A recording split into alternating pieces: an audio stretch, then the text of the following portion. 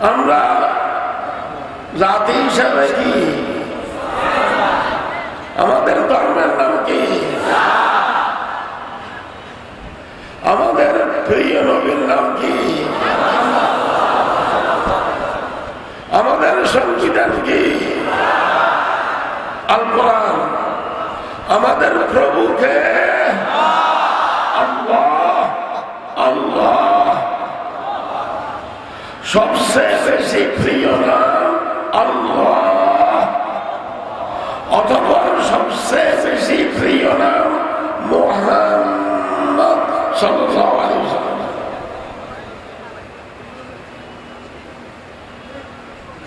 এই আকীদায় যারা বিশ্বাসী তারা আস্তিক, তারা মুসলমান।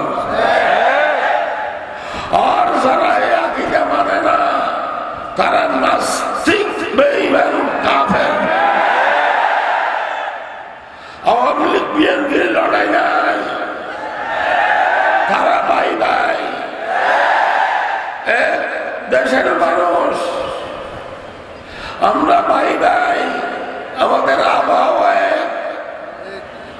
আকাশ বাতাসে আওয়ামী লীগ বিএনপি ঈদের নামাজের কাতারে পাশাপাশি দাঁড়ায়, জুমার নামাজের কাতারে পাশাপাশি দাঁড়ায়।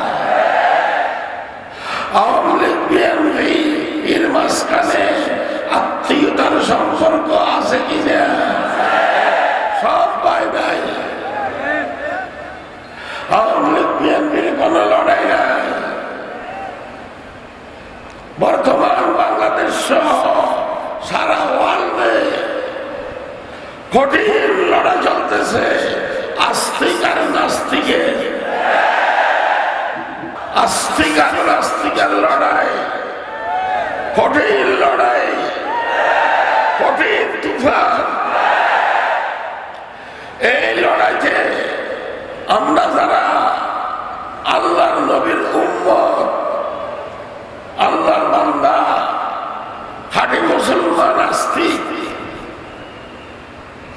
আমাদের কর্তব্য হলো যে সমস্ত নাস্তিক আছে ওদের খবর রচনা করতে হবে। এই লড়াইতে ইনশাআল্লাহ আমাদের উপর আল্লাহর রহমত নাযিল হবে, নাস্তিকদের উপর আল্লাহর গজব নাযিল হবে। এই নারী শক্তি নিয়ে আমরা আগে বাড়ব।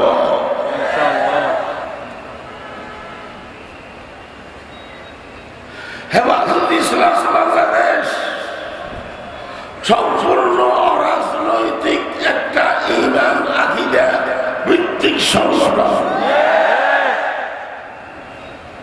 এখানে কোন রাজনৈতিক পতাকা উড়ানো যাবে না,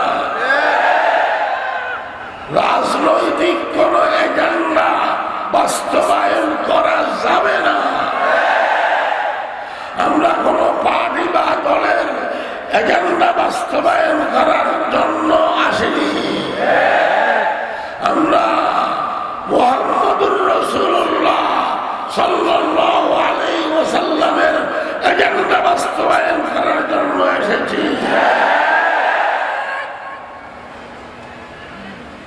কথা পরিষ্কার। আমাদের কোন ভূমিকা সরকারের বিরুদ্ধে নাই, দেশের বিরুদ্ধে নাই, কোন পার্টি বা দলের বিরুদ্ধে নাই, হেফাজতের কোন ভূমিকা।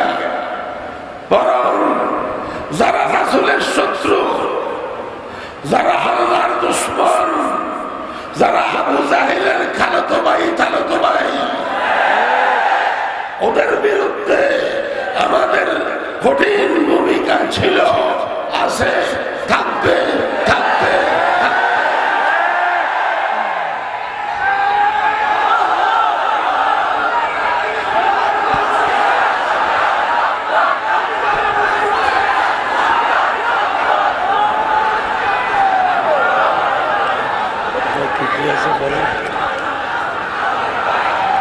শোনেন, আবু জাহেলের কথা আসলো। আবু জাহেল বিশ্বের সব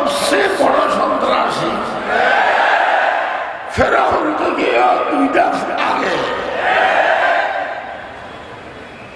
ঘটনা বলার তো সময় হযরত সুমাইয়া রাদিয়াল্লাহু তাআলা আনহা একজন মহিলা সাহাবী ছিলেন,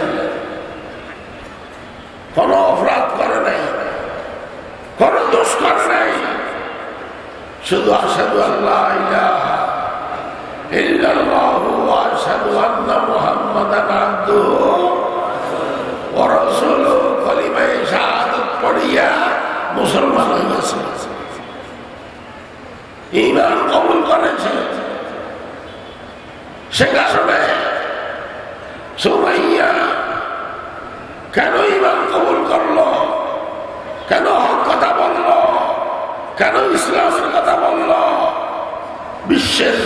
বিশ্বের সবচেয়ে বড় সন্ত্রাসী আবু জাহেল সুমাইয়াকে গ্রেফতার করলো। দেখতেছেন না, এখনো হক কথা বললে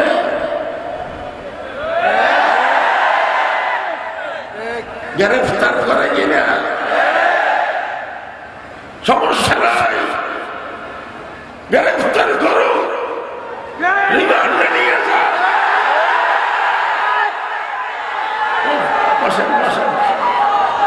গ্রেফতার করো, রিমান্ডে নিয়ে যা, ফাঁসির কাস্টে ঝুলাই লিও। আমাদের হক কথা বলতে হবে, চুল পরিবার, আমরা পিছপা হব না।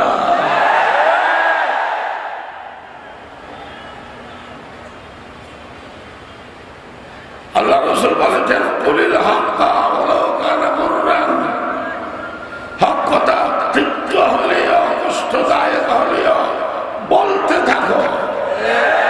এটা কার অর্ডার? নবী মুহাম্মদ সাল্লাল্লাহু আলাইহি ওয়াসাল্লামের অর্ডার।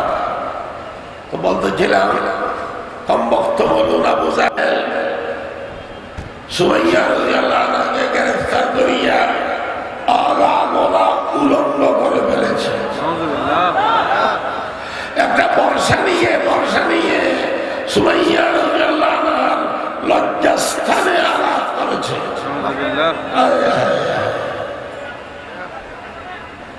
একটা বর্ষা নিয়ে যদি একজন মহিলার লজ্জাস্থানে আঘাত করে, সে মহিলা কি বাঁচতে পারে? শাহাদাত বরণ করেছেন, শিখাছে। আউয়ালু শাহীদাতিন ফিল ইসলাম, সর্বপ্রথম মহিলা শহীদ ইসলাম ধর্মে হযরত সুমাইয়া রাদিয়াল্লাহু তাআলা।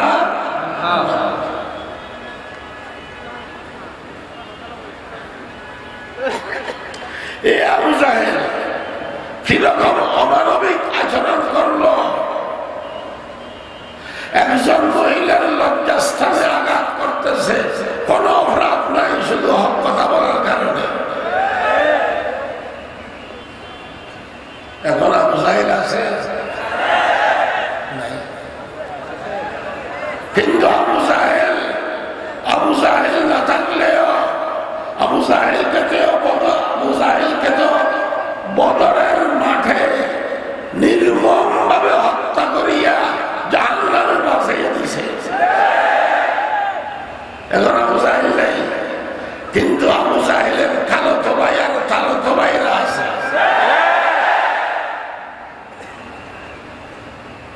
হুজুর কই একজন হলেও দেখাইয়া দেন না আবু জাহেলের খালাতো ভাই? আরে আবু জাহেলের সবচেয়ে বড় খালাতো ভাই হলো ফ্রান্সের ম্যাক্রো।